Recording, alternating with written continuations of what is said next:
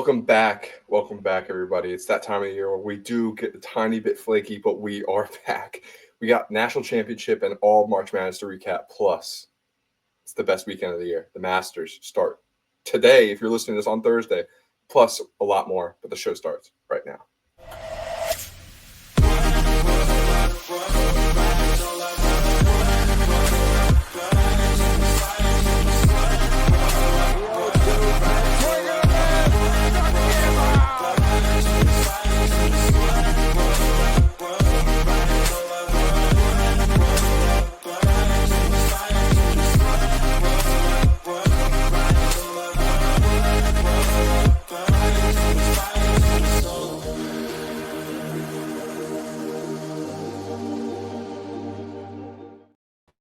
Davis, welcome back to the show.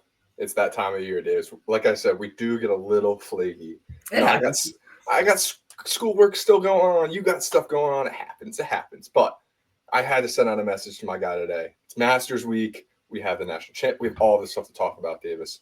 It's very exciting. But I don't know. Let's start with the national championship, I think. Let's start with March Madness. We left you guys hanging a little bit. I apologize. But, Davis, something I don't think either one of us had. Or did you have Florida win? Did not. I thought you Duke, right? I had a perfect championship though, as in I had Florida against Houston, but did you have Houston?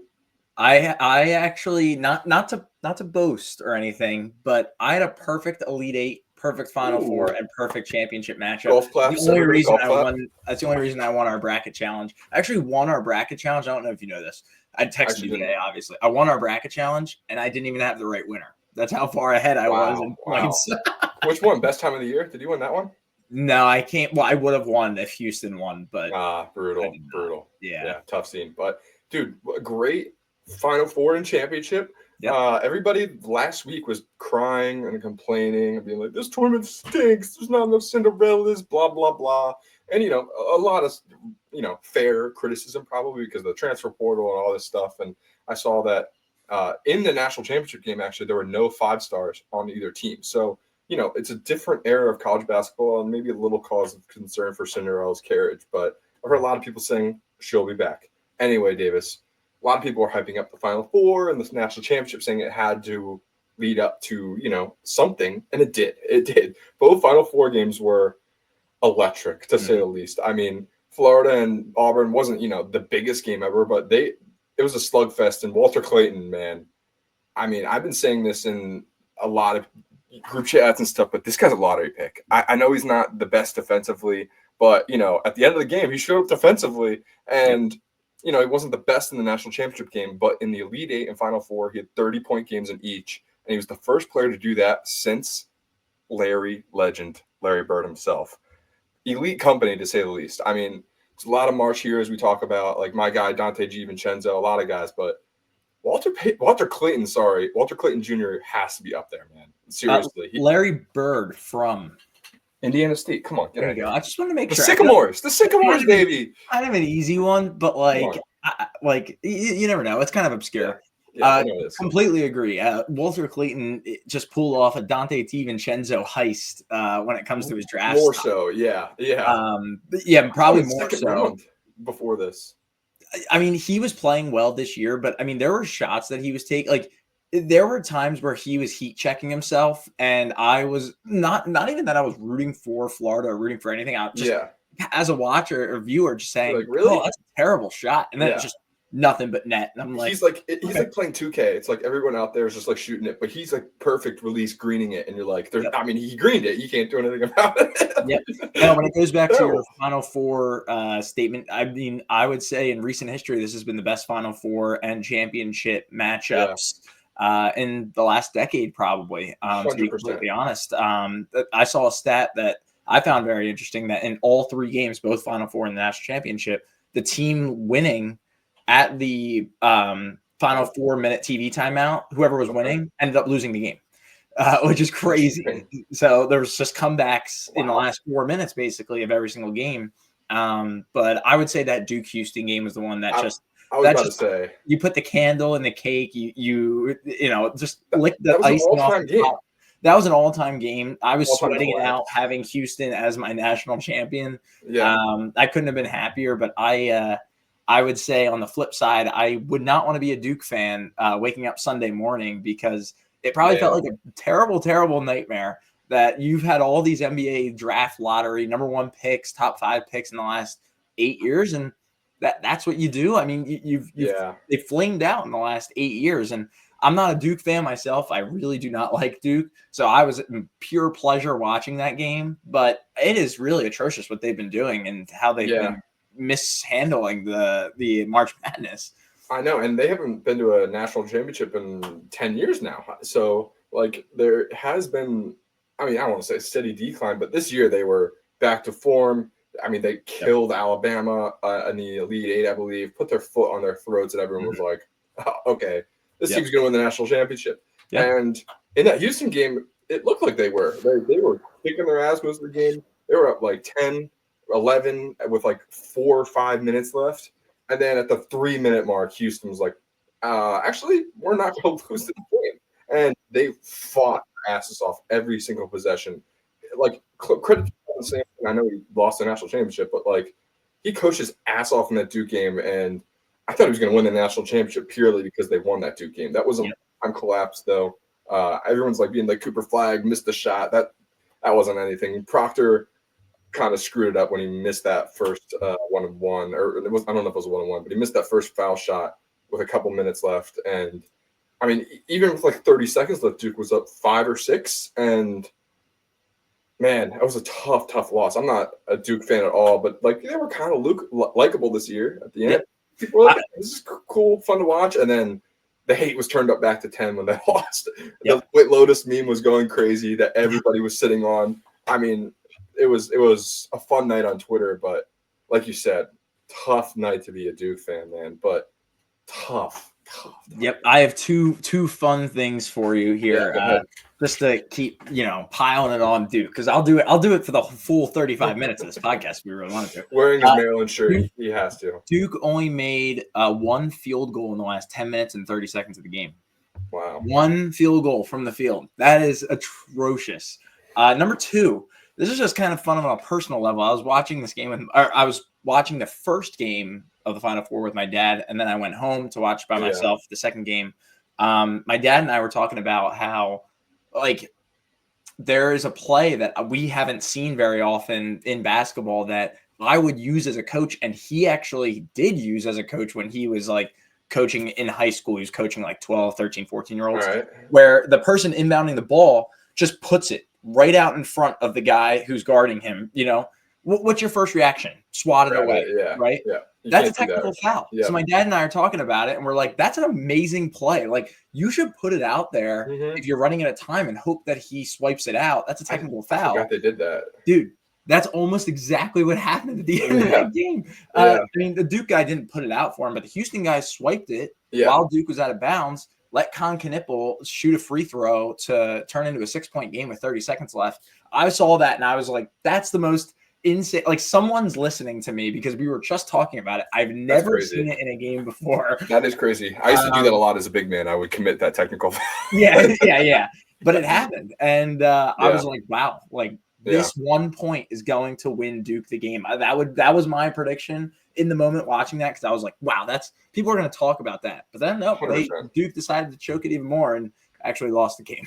Yeah, that was crazy. And then let's talk about the national championship final seconds a little bit, because like, Houston was running all this momentum. Like, I watched the game, but I was kind of like, I think Houston's going to win because of this Duke game. Like, it's in Texas too. San Antonio's not that far from Houston, so like, there's probably a lot of fans there. And man, Florida outmanned them. And then the last 3 minutes, like, Houston, I think, didn't hit the rim the final 3 possessions or some crazy stat. Like, they just couldn't get shots up. And especially that last possession, if you on YouTube, you'll see in the top right corner, like, I was watching, and you got to get that shot up, man. Like, it's smart by him not to shoot it, I guess, and commit that travel in that second.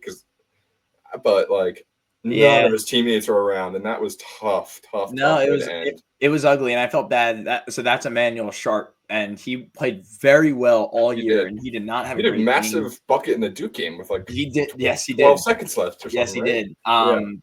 I heard things, and this brings it back to reality a little bit. Like I heard reports that he was like weeping in the locker room, and like reporters could hear it, and I was like, that's what made it real a little bit. You're not just. And watching I heard that his eligibility TV. left too, and it just shows how much he wanted to win for his coach and his teammates. Like I know, and look, one bad mistake, and you can go back, and if I was Kelvin Sampson or if I was a coach ever in any sport, gotta put in LJ Cryer's hands, man. Well, 100%. That was a poorly drawn up play, in my opinion. LJ Crier's just sitting at the half court line. I felt like a Jenkins moment, to be honest. I was like, something's going to happen. Right. But you should have never been in that situation. No, you had a chance to put it away. You were up by a dozen with like the same 15 minutes game, left. vice versa. Like Houston absorbed Duke's bad energy in the last couple seconds. Yeah, exactly. It was tough. It was tough. It was a fun year. It was a fun year. And before we move on to baseball and golf and all this stuff, Davis, I have to ask you, you're wearing the Maryland shirt. I know I'm wearing this Penn State vest, but, I'm a Villanova guy. Took your coach today. I'm sorry. Happens. He got introduced formally as Villanova's, Finneran inductee or endowed head coach, whatever the title they give it. But Maryland fans are really mad, Davis. I have to let you know that in like the post today, being like the press conferences today at 11, be sure to watch. The Maryland fans flooded the comments like Willard's a terrorist, all this stuff. Like it was crazy. These Maryland fans are very upset. And I'm seeing people on Twitter being like, why are Maryland fans doing this? Like Buzz Williams is arguably a better coach than Kevin Willard. And that's coming from me, a Villanova fan. Like, I don't understand the hate. Like at first, whatever, because it happened during the tournament, but like, no, it's this. Weird, I mean, to be completely honest with you, it's the social incompetence of social media these days. I think it's just people trying. It's just negative energy getting put out there, and not to be like that, but like seriously, I really think it is. And to be honest with you, I think Buzz Williams is a great upgrade, and Buzz Williams is a guy who can turn. He's shown he's turned programs around. He just turned Texas A&M into a program that was atop the SEC the last 2 years, and I'm excited for what Buzz Williams can do. I think Kevin Willard is a good coach. I think he needs to prove himself now at Villanova, and I'm not saying he can't do that. I think he can, but we'll have to see what happens. I just think Maryland, if you were saying on a Maryland perspective, who won the trade, like giving up Willard for Buzz, I'll take Buzz all day just for the experience. And Maryland hasn't had a coach like that maybe since Turgeon left, and maybe before that, Lefty Driscoll, legendary coach from like the 80s and 90s when Maryland was a powerhouse school. Yeah, and like just to defend Nova a little bit, I think it's an upgrade in Maryland standards to get Buzz. I think Nova getting Willard is perfect. He's a Jersey guy. He's gonna really dig in with like the golf community around here. I heard, like Jay Wright didn't go to the Masters today to be at his presser and be there for Kevin Willard. And he said that he texted Jay during Sweet 16 coverage, asking him if he should take the job. And Jay said yes. So awesome. Like, it just shows that, like, I think this guy's a Big East guy. The Big East, by the way, loaded with coaches. Richard Pitino at Xavier now. I'm really excited for college basketball next year. Everyone's crying about the portal, but like, I've never been this into college basketball since I was like 15 or 16. So it's fun. It's fun again. I like it. It brings fun movement. Yeah, I understand both sides. The NIL portion of it, where it's like, I don't even know who's going to be on Maryland's basketball team this year. And that's the thing. I forget what school it is. It might be A&M, to be completely honest with you, but it's some SEC school, I think, where they have 0 players on their roster right now. Like, like 0. It's insane. And guess what? Whatever team that is, I don't care what team it is. I bet you $10 they'll be a 7 seed next year. And they have 0 players on their roster in April. It's just crazy how the game's changed. But I'm also very much pro pay to players. 100%. There just has to be a salary cap where like they have to collectively bargain and get contracts or something. It'll happen. People thought it's just like the splits between NBA and college is nuts. Like the 30th pick in this upcoming draft will get $2.5 million. And I saw that the guy from Texas Tech, JT Toppin, who's staying today, is going to get like $4.5 million to stay. So like, why would you go to the NBA now? It makes it fun, I think. No, I agree, and I'm excited for it too. I want to publicly announce though that I feel like I'm kind of back on the Maryland bandwagon with Buzz back, and I know you know that. I think you probably felt that coming. I told my dad I felt dirty doing that, like going to Penn State. Seriously, I feel like I need to take a shower after saying that. But I seriously am excited for Buzz Williams, but I'm excited for Villanova. I hope. Yeah. I really hope that they come back from mediocrity because college. Oh, come on! They had a bad. They had the worst. No, I know. In college basketball. That's not a diss at you. That's not a diss at you. You can't say they're coming back from mediocrity. They're a blue blood. Yeah. Ethan, they just had the 2 or 3 worst years in Villanova history in a row. That's mediocrity. But before that, they were a dynasty. 100%. But they're in mediocrity right now, unfortunately, and They'll get better. I think college basketball is better when Villanova is good, and that's what I'm saying. I think that they should hopefully will be good, but I just don't like to hear that during on my program. You know what I'm saying? Is it your program? You're wearing Penn State and Phillies, and I'm wearing Maryland right now. There's not a lick of Nova on this. I can run around the corner and get 3 things right now. Don't test. I'll take you off the screen if you do that. No, fair. We get multiple allegiances. I'm football, Penn State. You know, I get it. Let's split it up. No, 100%. But nonetheless, we had to talk about this a little bit because we've been talking about this privately for a while. But Davis, as I've already said, it's the greatest week. The greatest week in sports. Not much more to say. It's the Masters. I cannot wait for work tomorrow because I'm going to watch golf all day. I'm going to get some work done, but I made sure to leave enough that I'm going to. You hear that, Steve? Steve, I'm going to be doing both. Shot myself in the foot there a little bit. It's all right. We'll rebound. It's okay. But, Davis, I also must say I'm playing the most golf I've ever played before, the middle of April of my entire life. I'm really getting into it, playing like crap and spending a ton of time on it. It's the worst feeling in the world.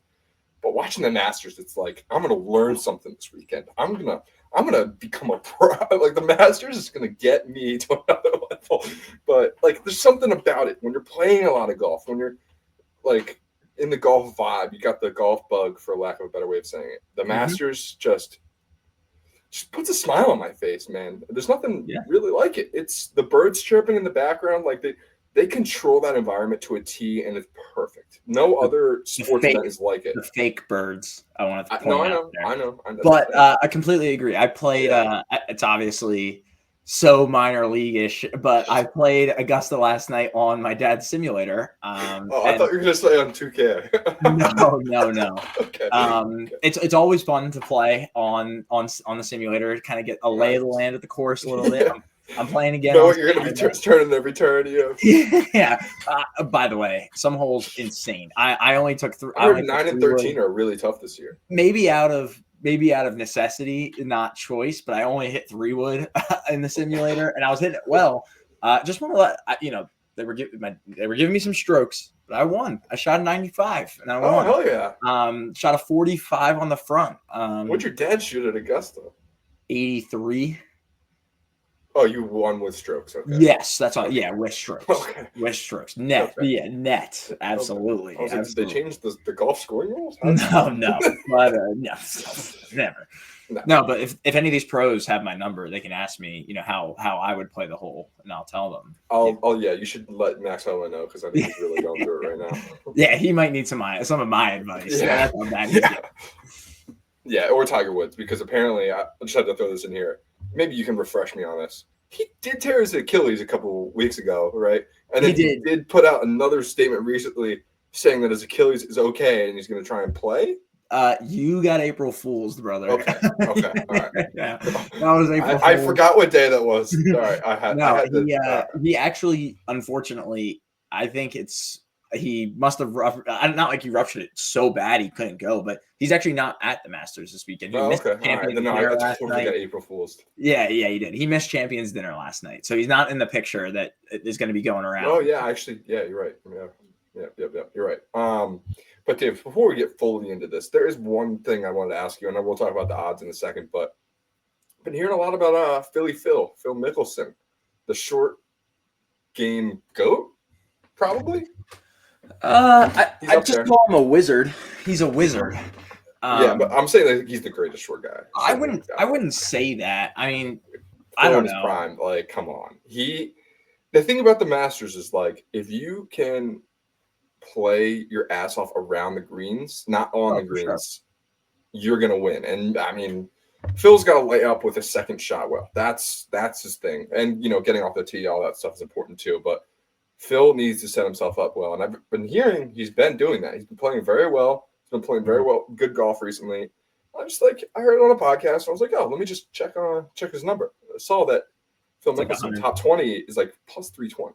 Yeah.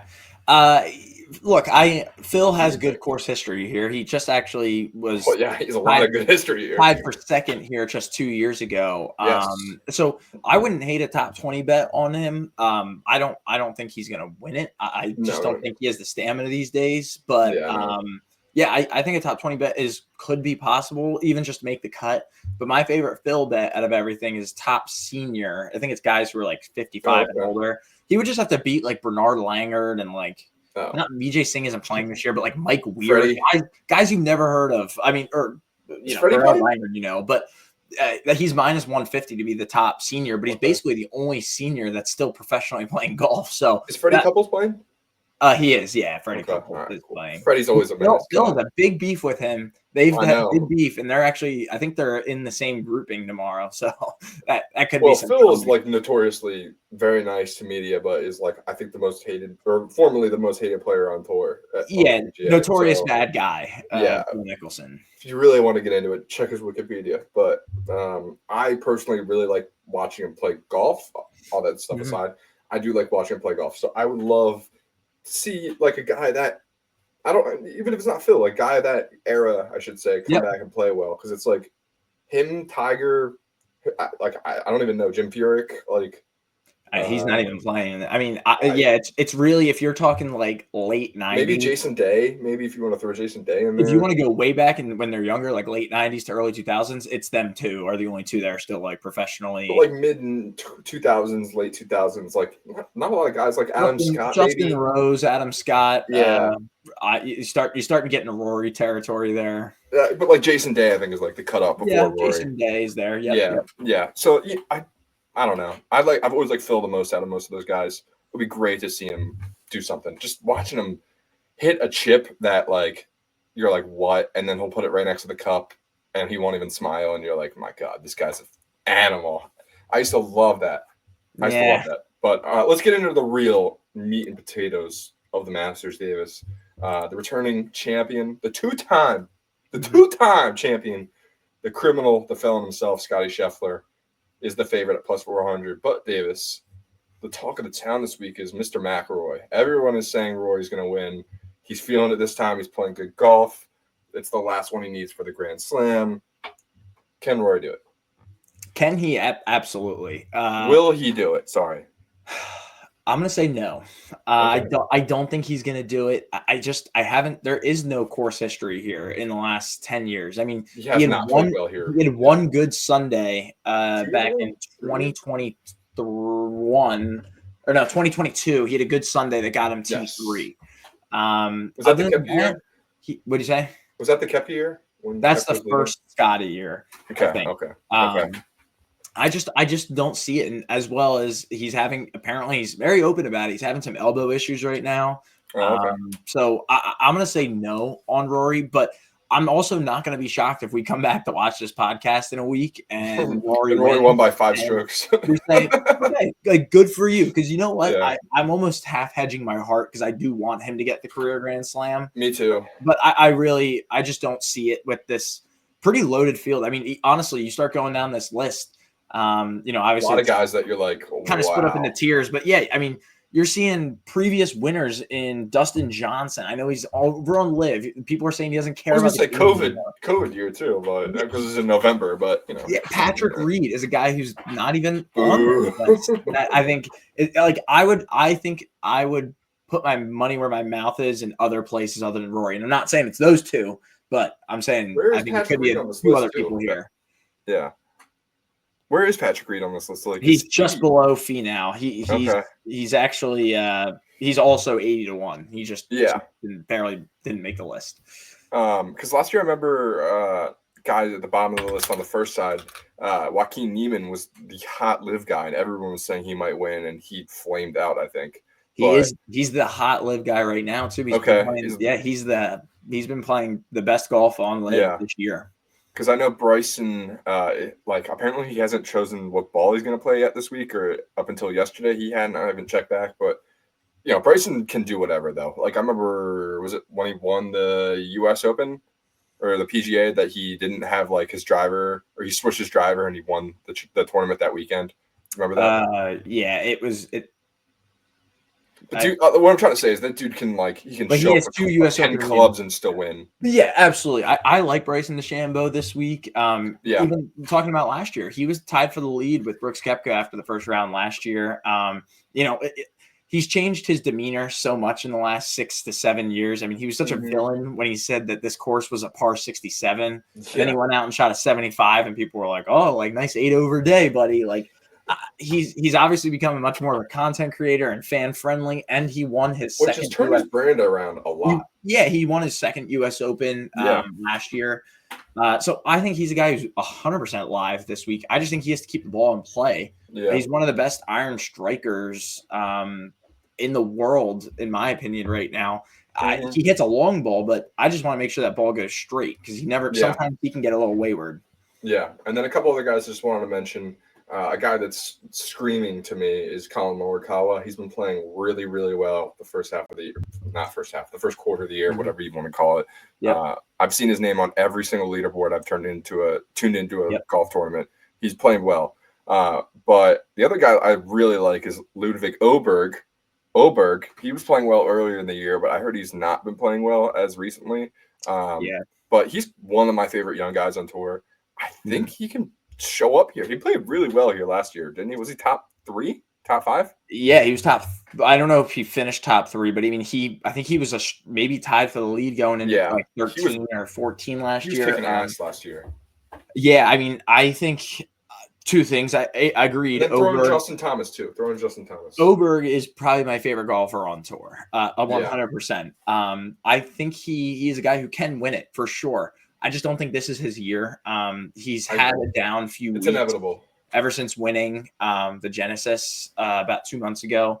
I think that he's a guy who just needs a little bit more tweaking on his game, especially staying – like he just keeps having that one bad day where, he might go 2 over, 3 over on a day. And maybe to some other guys, that's really not a bad score. But when you're trying to contend at the Masters – that's not possible. Your other level being a professional is stringing these days together. Like I cannot imagine that. No, it's a mental warfare. I mean, seriously. When we're talking about putting my money where my mouth is, now let's start talking about Colin Morikawa because he's a guy I absolutely think can win this thing. Yeah. And I would say if you're just looking to put something down, or if you had to pick one guy to win this thing, I would pick Colin Morikawa. I think he's definitely been the best striker of the ball this entire year. He's keeping the ball in play. His putting has been shaky, but I think he's a guy where he's not going to be – his irons are so dialed. Like if he misses a 12, 15-footer here and there, that's fine. He's, at the Masters, you're just looking to get up and down. You're looking to get a few birdies, but really you're looking to score on the par 5s. And Morikawa is 100% a guy who's going to hit the long ball and have a chance for eagle and like short birdies on those par 5s. He throws darts. I love watching him hit the ball. And then I just mentioned Justin Thomas, but what about him and Spieth? What do you think about him for this weekend? Because I think Spieth being plus 35 to 1 is a little higher than he probably should be. Is that just champion respect? It's all about how many times you played at the Masters too. Like he knows this course. He obviously he's a former champion. Like he knows this course, and there are guys that like. Some guys, I don't know off the top of my head who's like debuting for the first time. That nobody on this list, like Davis Thompson, might be the best debutant. He's played here. He played here last year. He actually was like top 5 last year. Batia?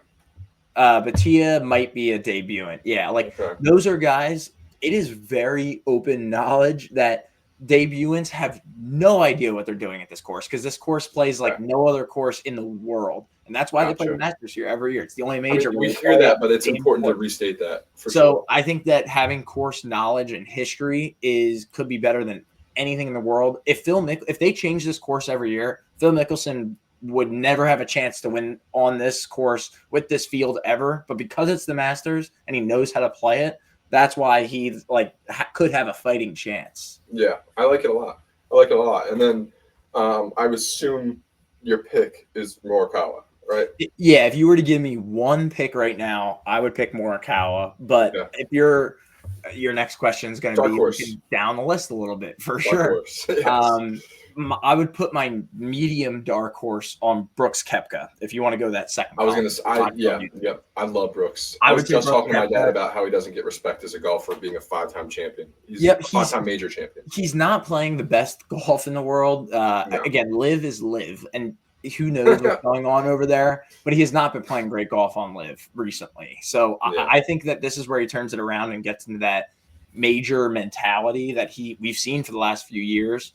My pick on the right side of the screen, that bottom tier list, is going to be Sepp Straka for sure. I know you like Straka a lot, right? Yeah, he's my second favorite golfer behind Ludwig Åberg. Something about the Nordics. I don't know. I love Åberg's my favorite too. It's hard not to like him. Sepp Straka has been, honestly, probably the best golfer in the world over the last three months. He's had the best start. You had the 59, right? No, he did not have it. That was I did this already. I'm sorry. No, that's all right. I know who that was, and it's just I'm blanking on it. I'll get to it. He'll think of it by the end of the episode. I will.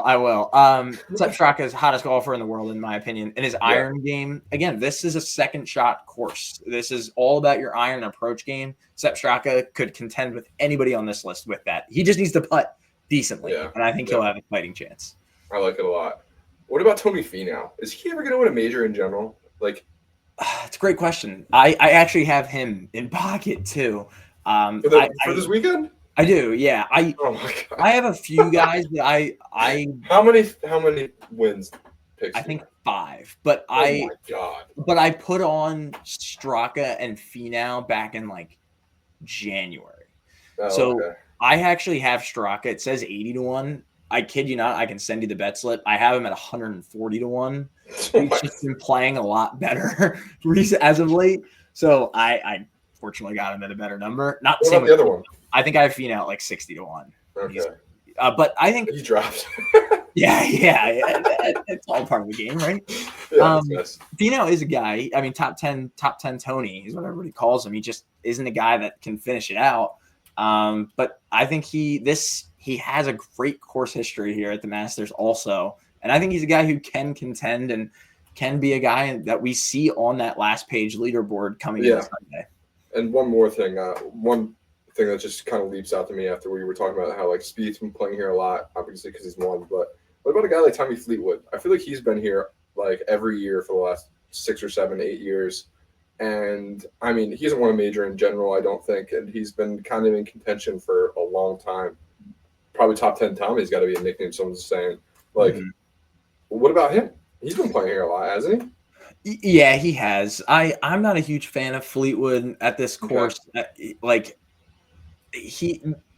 I'm not. He's played it before, but I'll tell you right now, he's never had a PGA Tour win in his entire career, and it will not start. It will not start at Augusta. He doesn't have a single win. That he does not finish on Sundays, and that is not a good recipe for. Oh, I didn't know that. I thought he's probably the best. He's the best player on tour without a PGA Tour win. Every single person on this list has a PGA Tour win. Maybe Robert McIntyre does not. Hefty lefty. I kind of feel like he does. He honestly might. But yeah, Fleetwood has never won before. Wow. All of his wins come from Europe or the DP World Tour. And again, I don't think his first PGA Tour win will be at the Masters. Yeah, that's wow. Well, this is the information you're only going to get on the Bocce Boys, ladies and gentlemen. Please, this is why you come here for that. Thank you, David. Golf that for you. Wow. Yeah, that stat blew me away. All right. Well, let's hear before we move on. Let's hear. I'll take Colin Morikawa if you're picking one guy. Yeah, I mean it would probably be Morikawa, but. To be honest, why not Scotty, man? Why not Scotty? No, I agree. I actually think he's getting overlooked this week. Yeah, why not Scotty? I mean, he's the favorite, which rightfully so, but he knows the score. He knows the scores pretty well, and Yeah. Honestly, I could feel Scotty being that kind of guy that wins a ton of PGA Tours, but just stacks Masters. Like probably top fives and all the other Masters or majors, but he's winning the Masters every year. He's just the ace of Augusta. I could see that. Yep, rightfully so. The favorite here. Yeah, no, 100%. All right, Davis. That's all I got. Anything else for you on golf? I think that's it. I'm excited to Enjoy hear. It. I'm excited to hear Jim Nantz get on the call. And, oh yeah. I'm not a big Jim Nantz guy, but for the Masters, it's a match made in heaven. It's just a classic. Yeah, it makes you just want to get on the couch and just take a nap. Yep. With all due respect to Jim Nantz, not even like in a bad way. Like no. Like it's just soothing. It's soothing. Yes. You get the his voice with like some birds. Oh, beautiful. Don't get me started, bro. Yeah, come on. All right, let's talk about the other beautiful sport of the spring, and that's baseball.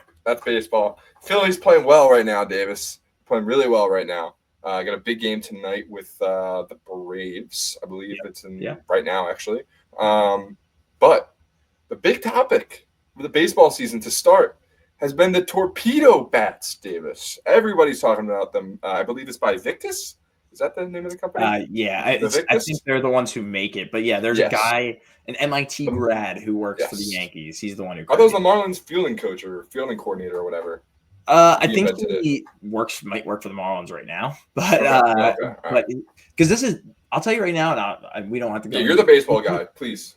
This is not a new thing, actually. You remember how Giancarlo Stanton had like a crazy playoff run last year? I heard about that. Yeah, he was using a torpedo bat. Like this is not a new thing. It's just getting picked up by more teams because the Yankees hit 9 home runs in one day last year. It was on opening day too, by the way, which is like.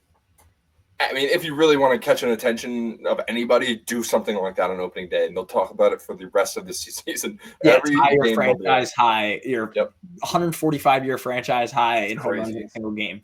The torpedo bats, I think, are awesome.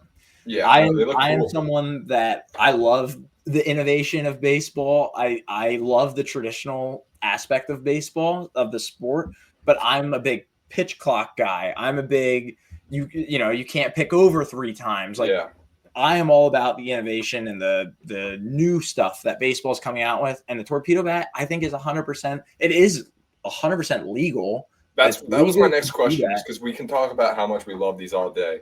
But there's already jokes online and all this stuff that's like, it's working really well for the Yankees. Obviously the Yankees, but if it worked well for any team, they would ban it. And people are making jokes that they probably will ban it eventually because it works so well, like they did with Spider Tech and all this pitching stuff. But is it going to stick around for a while, do you think? Is this the new bat? Is this the new bat of the future? 100%. I think so. Because all they're doing is if I remember correctly, the baseball bat cannot be wider than 2.61 inches. Okay. And all they're doing is moving that 2.61 inches right here to the end of the bat, just right here. I don't know how someone hasn't thought of this sooner, to be honest. I heard that they moved like the logo and like they smushed it into the middle of the barrel so that it's like all the density is just in one spot now, correct? But again, does that not make sense? Like, no, it just is like, what were they doing before though? For sure, yeah. I mean, before that's where you just wood. It's just chopped down wood in the shape of a bat, and they're like, here you go.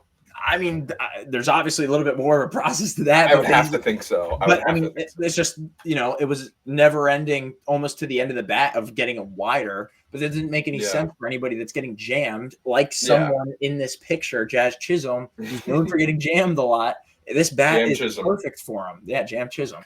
We should copyright that. Put that on the shirt. Get on. I think this is awesome. I am more excited than ever for more players to start using it. But I will tell you right now, I don't think it's not going to be the hot topic for the whole year. No, because the Yankees are the only team. Unless the Derby goes crazy and everybody's using torpedo bats. The Yankees are the only team in baseball where actually they're using analytics to see where a certain player hits the ball more consistently on the bat. And then they're making a bat with the fat part where they hit. It's not that bat is not the same bat that Giancarlo Stanton. That's Jazz's torpedo bat. That's Jazz's torpedo bat. So when all these teams ordered all these torpedo bats, they're not like when Alec Boehm ordered one, it's not fit to his play style. Well, I don't think it's working.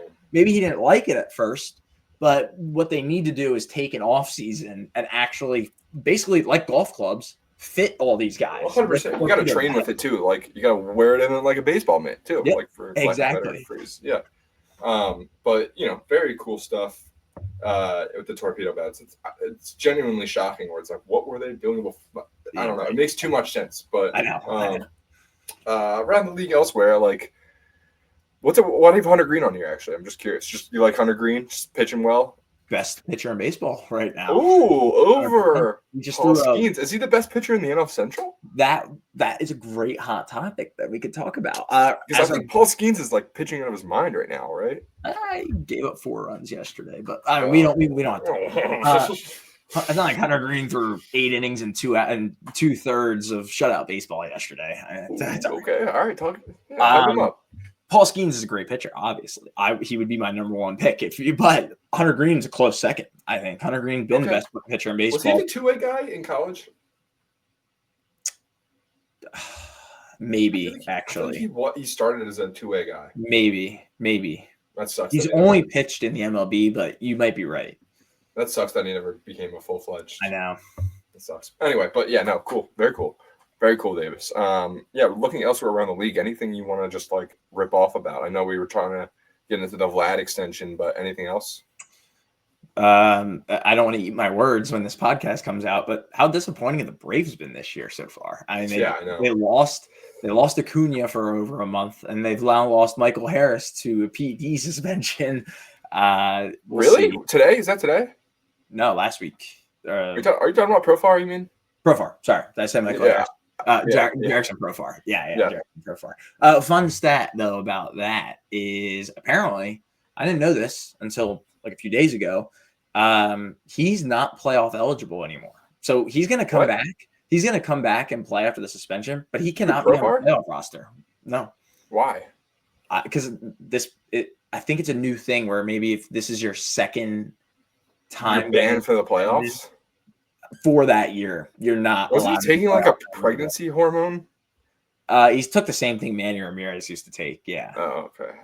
Crazy work. Crazy. Also, everyone was like, obviously this guy was taking steroids. He was cut by the Rockies like a year ago, and he was terrible. And then he had like an all-star season with the Padres. Yeah. I think he averaged like over 300 and was like had his career high in homers. Like. How did they not catch him earlier? I forgot how bad he used to be. I don't want to know how much like women's pregnancy pills he was popping last year because it was way too many. You don't need to. You don't need to reverse to go for. No, he knows all about that. Yeah. No, I just wanted to put the standings on here just because it's baseball season. Yeah, and then let's talk about the Vlad extension real quick. The Vlad, yes. The Vladimir Guerrero Jr., the son of the legend Vladimir Guerrero. He got paid. He got $500 million, and then I saw that the other morning, and I was like, whatever, whatever. Heard today though, just saw 325 of that million. Is guaranteed, and not just guaranteed because the whole contract's guaranteed, actually, Davis. But that 325 is a signing bonus that he is going to get paid out to him over the 14 years of his contract. So every year when he gets his salary, he's going to get an extra juicy little million with the signing bonus on top. It's Maybe crazy. He reinvented baseball contracts in general. Actually, not baseball, sports contracts. Like it's a genius way of doing it. Obviously, the NFL and the NBA collectively bargain differently, but especially because of that, because there's going to be a lockout maybe at the end of next season. So Vladdy Jr. may have gotten away with murder, money-wise. There's a chance. I mean, good for him. He's a great player. I'm glad that he's resetting the infield market right now, especially the first base market. That's going to get Pete Alonso a big contract in 2 years, I would predict. But I think he's a great player. I wouldn't tell you he deserves all of $500 million, but that's just what baseball contracts are right now. Is that because the Blue Jays haven't gotten out of the first playoff game they played since, like, who knows? Yeah, they're just like, it makes sense to sign. I'm not saying the contract's worth it, but it makes sense to sign Juan Soto to a $700 million contract because that was the piece that they needed. They already had starting pitching.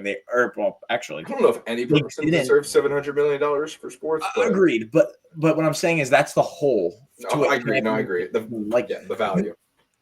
Could you imagine how hard it is to build around a team when, and again, there's no salary cap, but when $500 million of your budget is going to that one guy? Imagine, Davis, if Bryce Harper, when he was a free agent the year after the Nationals contract expired, now. Imagine if that was now.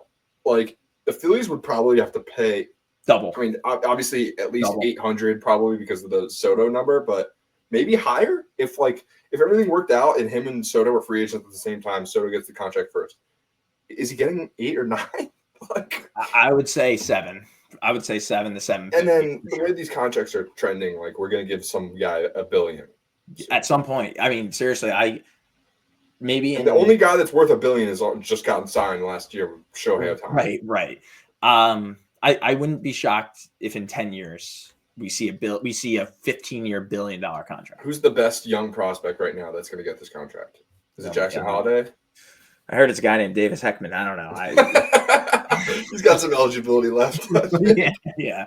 I have no idea. It's literally some third grader right now. Yeah, that's just out. We're out here podcasting. They're out in the cages right now, and they're gonna make. My son is gonna play baseball. That's for damn sure. yeah. They better not add a salary cap next year. One takeaway from this: it's let your kid play baseball.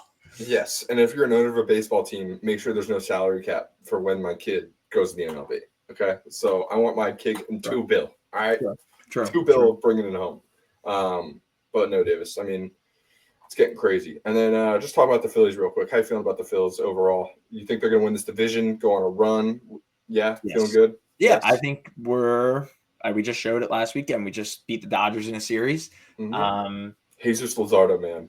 Jesus Luzardo. But how about that Castellanos grand slam? That was sweet. That was right under, pretty close under my seats. Actually, I was. Oh, you were there. You were there. Yeah, I was there. That's sweet. Yeah, nice.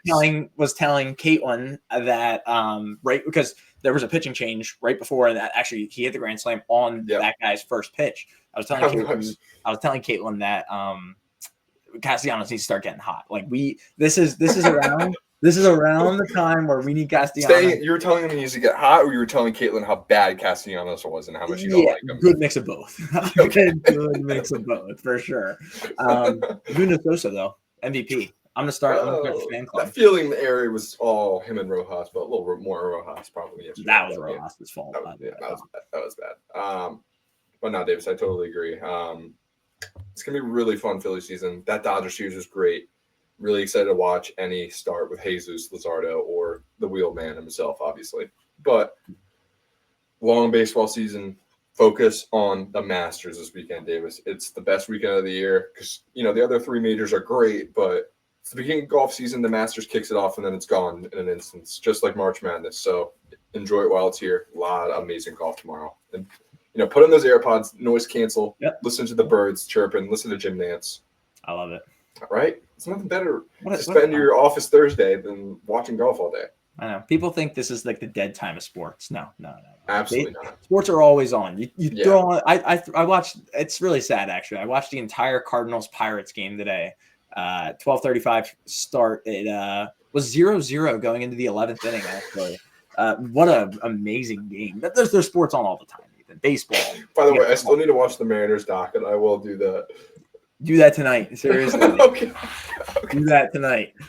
Davis, but I know we're going long, but a little side tangent. Davis watches the most obscure sports videos ever, and he sent me a 5 or 6 hour long Mariners YouTube documentary. And I was like, "Why'd you watch this?" And he's like, "I don't know. I just love baseball, man. Can't get enough of it." I just watched. So you're must be a Mariners fan. He's like, "No, not really." So I hope Steve is watching still at this point. But I just watched a 4-hour documentary on starting pitcher Dave Stieb. Ever heard of him? Probably not. Toronto Blue Jays pitcher, arguably the best pitcher in the 1980s. Never heard of him before. Didn't make the Hall of Fame. 100% had a Hall of Fame tape after I watched this documentary. You should shout out Dave. Dave Stieb. Shout out Dave. That's great. Dave Stieb. These are the kinds of things that Davis does in his free time when he could be playing MLB The Show. Come on. You already know. Let's wrap this up so I can get a game in. Yeah, we will. We'll live stream it, and I'll probably have to mute it because I'll be saying too many curse words when David's kicking my butt. True. All right. Yeah. All right, everybody. We appreciate it. Like, subscribe, share, send it. Be nice. All that stuff. Deuces.